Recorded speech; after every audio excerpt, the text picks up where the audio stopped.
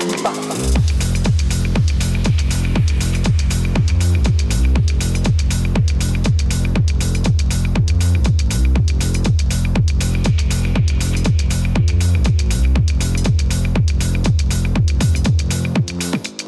don't mess around.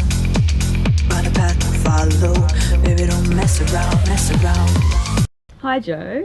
Hi. Thanks for meeting with me today. I really appreciate it. Such a pleasure.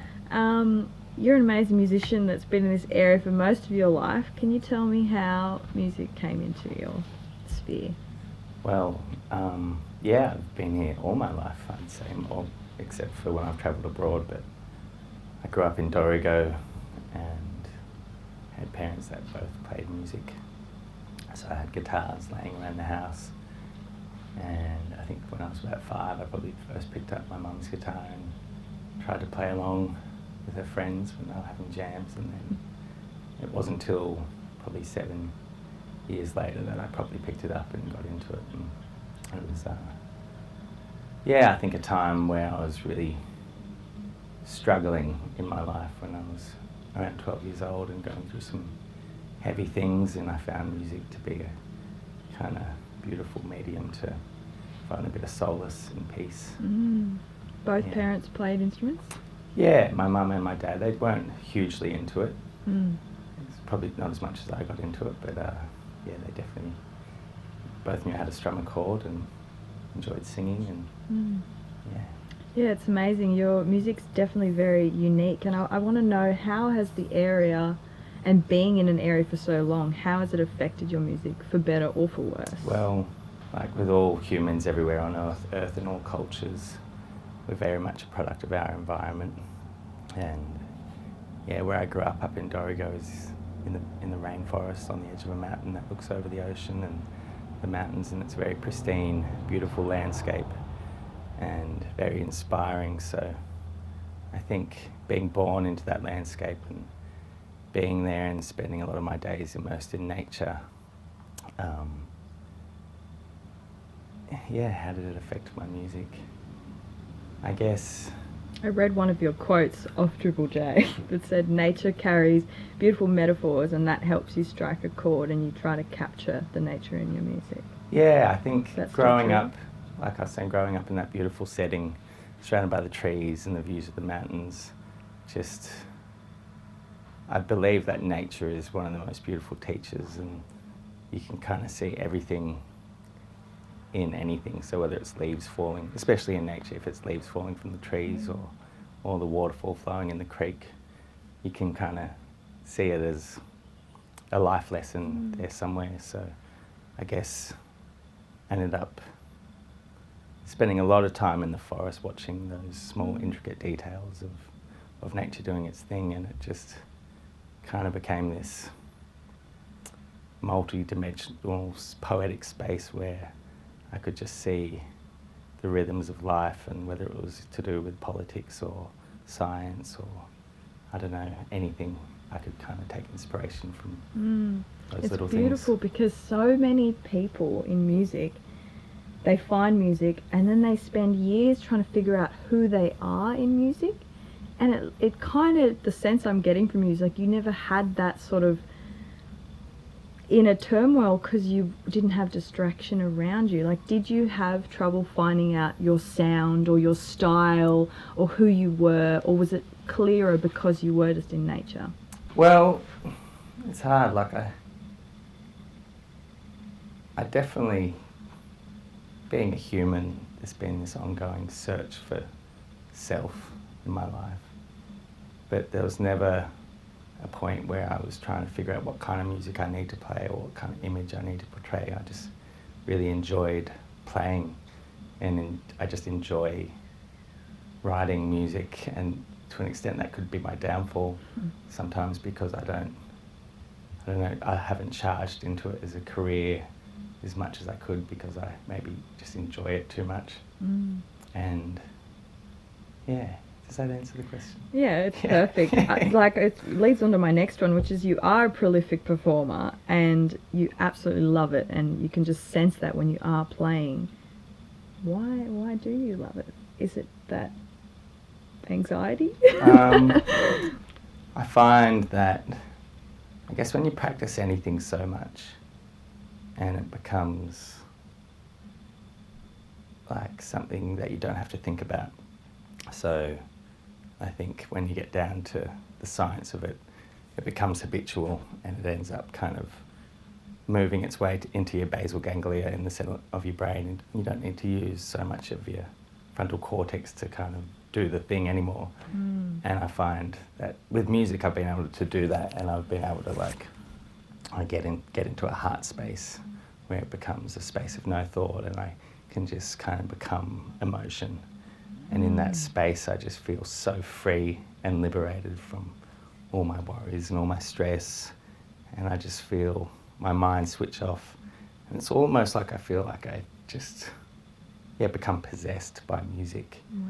And I'm not there anymore. So in that, it's a beautiful space for like transmutation of, I guess, sadness and grief and pain, and it becomes this beautiful expression of life. So there's no nerves anymore. Yeah, it's funny. Like there's definitely nerves, but it depends on the situation. If I'm tired, I'm probably not that nervous. If I'm really hungry. awake, it depends if it's like a crowd of 1,000 people or 5 people. And a lot of the time it depends how much I care. Yeah. If I care a lot about the performance, I might get more nervous. If I've had 3 coffees that day, I get more nervous. Yeah, interesting. And so just before you said you write so much that it could be a downfall, do you say that writing and performing are on par, or do you have a love for... Well, more, I guess I enjoy it so much that it can be a downfall. Yeah. Yeah, I'm definitely, these days, not writing as much as I'd like to. But yeah, for me, the performing and the enjoying are one thing. Yeah. Cool. Can you share some challenges you've had with your music? I definitely can. My biggest challenge with music has been trying to record it into what it is when trying to capture that space of, like I said, when I feel possessed by the music. And that's been my biggest challenge. If I'm there on a stage and I'm warmed up and I'm in the zone, I'm in flow state, it becomes something that I can't even begin to explain. Well, I tried to just now, but when I'm in front of when I know it's being recorded, or if I'm in a studio and there's not an audience or things like that, and I'm not performing to this crowd, or I really struggle to get into that zone, and I've struggled for a really long time. I feel like I'm so different when there's a recording happening. If I know I'm being recorded, I just tend to start thinking, and when I think and play, it's not me. And that's been my biggest struggle. And you've played around with having friends in the studio and trying but not enough. Trying to mimic. I need to do that more. You need to do that more. Yeah, well, identifying the problem, that's really cool. And looking at other, because I'm sure there's heaps of artists that have this problem, and trying to figure out, actually, here's one, I can't remember who it was. They had a similar fear like that, and they decided to lie down flat on the floor with a microphone hanging above their head and play like that, and it induced some sort of different, like, dreamlike state that was just like, you didn't feel like you were being recorded, and like they felt like their chest and their voice could project so much more. I don't know. Maybe I should give it a go. Maybe you should give it a go. Yeah, I think that challenge there as well is that, like, I start to become too much of a perfectionist, trying to capture something, and then it's just the never-ending kind of chasing the dragon, being an artist, trying to perfect this piece of art. And well, I mean, it definitely comes through, and lyrically, for sure, you're a storyteller, and I just want to know, like, what do you think makes a good story?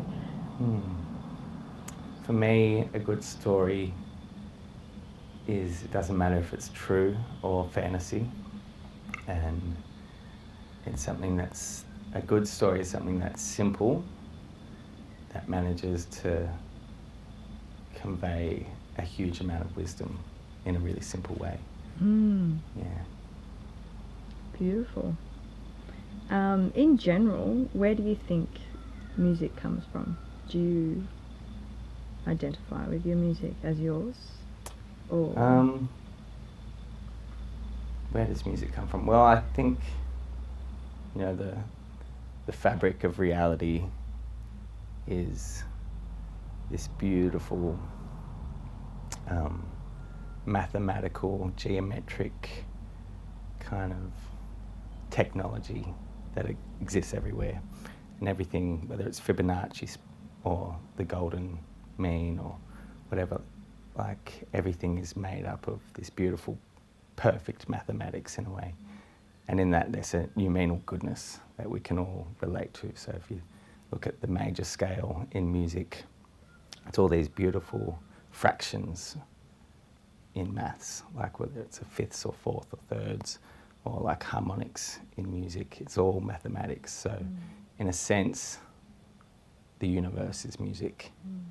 And like when you break it down in a mathematical way, like when we tune our instruments or tune a piano, we're tuning it to the mathematics of the universe, really. So it's kind of, it's everything in a way.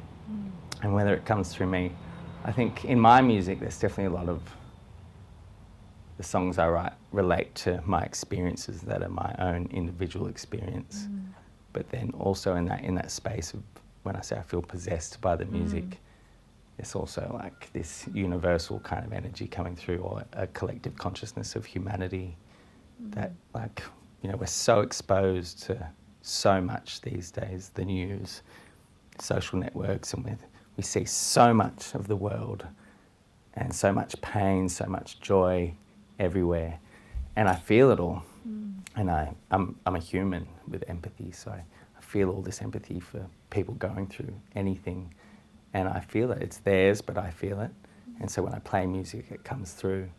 And then someone might come up to me after I sing a song and they're like, wow, I really appreciate that because you're really capturing what I feel. And so, yeah, it's a mix of the two. Some of it's mine, but then I'm also just trying to express what we're all feeling in a way. I guess I meant as like that as well, but also when inspiration comes and there's just that moment of it's unexplainable, Yeah. Do you feel like that's coming from your past memories, conjuring up and spitting it out from your unconscious, or are you tapping into a collective genius? Yeah, well, it's those two things still. I think like this. The best songs that I write just come out in the stream of consciousness. When I try and sit down and pen it out, it's just like, when I try and think about it, it just switches off. So I guess, yeah, there is that. It's hard to know, really, ultimately. But yeah, it's, I am me, if that makes sense. I am Joe. like Dewey is anything ours, except I guess this body that we have is ours, but when you look at all art, we're all working off previous people's kind of inspiration and being inspired by that. So I was inspired by a lot of musicians, and a lot of my music is just the amalgamation of all their music, just kind of tied down to my memories. Conversation. So touching on, being an empath and feeling the world, and there is a lot of testing times happening right now. What kind of music do you think the world needs? I think that we need music that really shifts us into a consciousness of love. Yeah, so I think we can all relate to knowing that when we see something incredibly beautiful, it can kind of shift us into whether it's something intense or something beautiful, it shifts our energy or it shifts our consciousness. And yeah, music that inspires people to do better, inspires people to grow gardens, inspires people to help their neighbours, inspires people to stand up for the forests or the oceans or...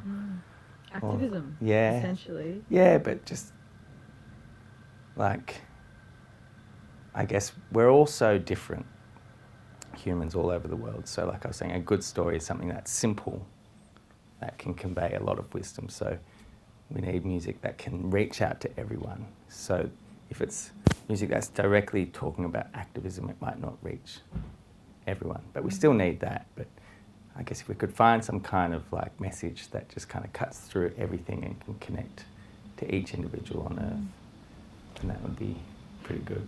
Beautiful. We're lucky to live in an area that is quite supportive of music. Do you think there's anything else that the Bellingen Shire / everywhere around could do to support up and coming musicians and musicians like yourself?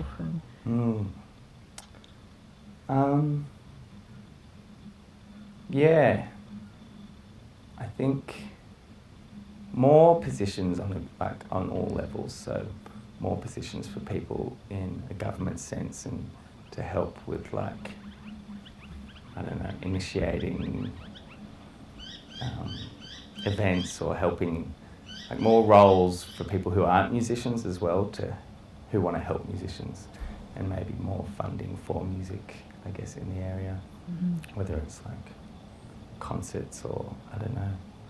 I guess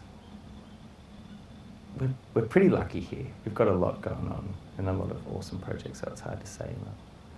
Yeah, the cup's pretty full. Yeah, the cup's pretty full. But well, in terms of the industry, let's say you could storm into the music industry and make a change. What would you do? Make a change? Yeah. In the music industry? On Earth? On Earth, not in Bellingen, just in something that you just, it could be anything.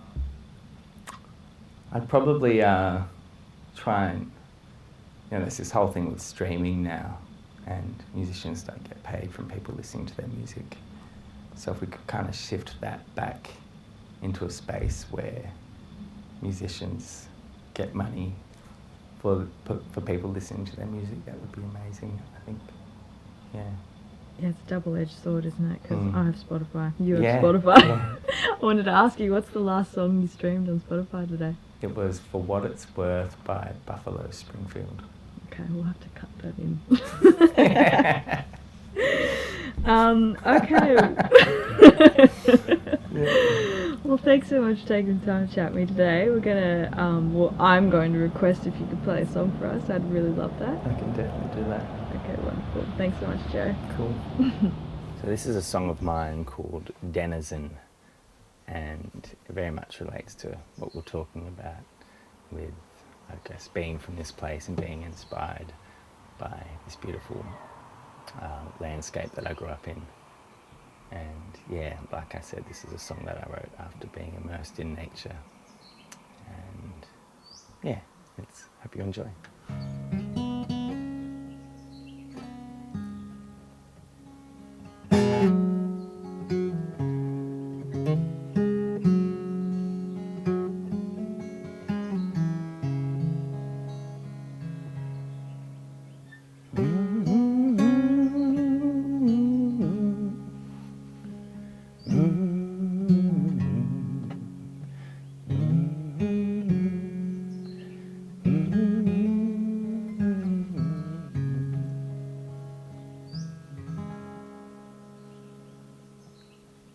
Like the river I am free, I am bound unto the sea.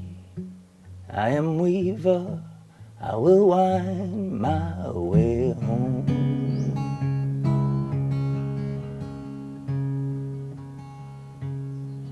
One day I will find my way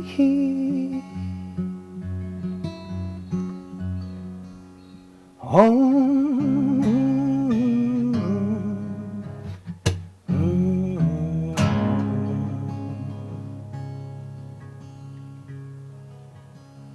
Like the tree, my roots grow deep down to mysteries that sleep.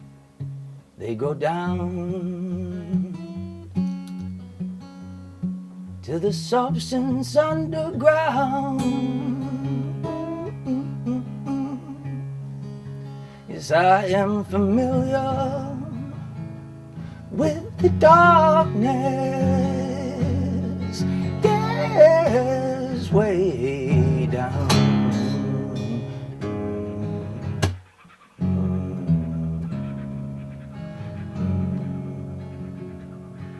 Da da da.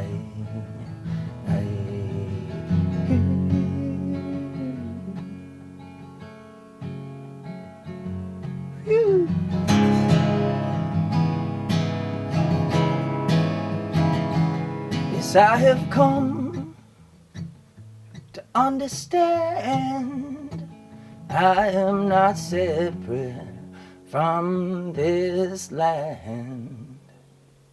Yes, I am blood, I am bone, I am river, I am stone. Ooh. Yes, I am Denizen.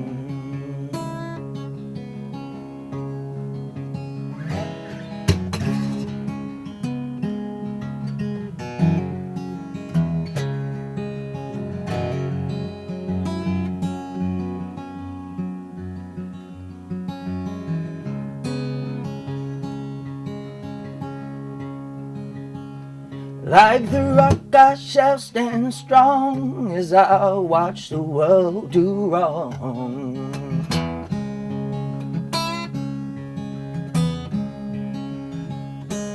Try to shake me, try to break me, but my will is written in stone.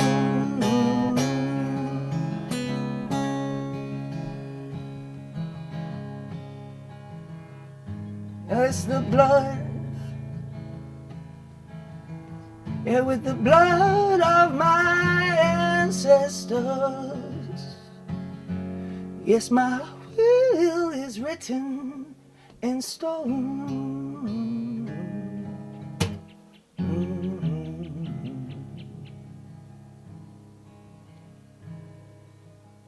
Yes, I have come to understand I am not separate from this land. Yes, I am blood, I am bone, I am river, I am stone. You, yes, I am Denizen.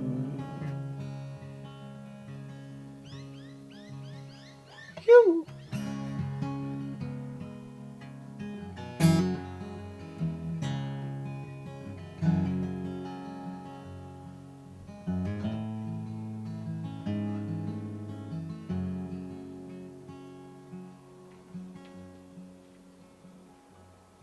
Oh, the wilderness is wild. She reminds me I'm a child. It's a place I go to find my soul.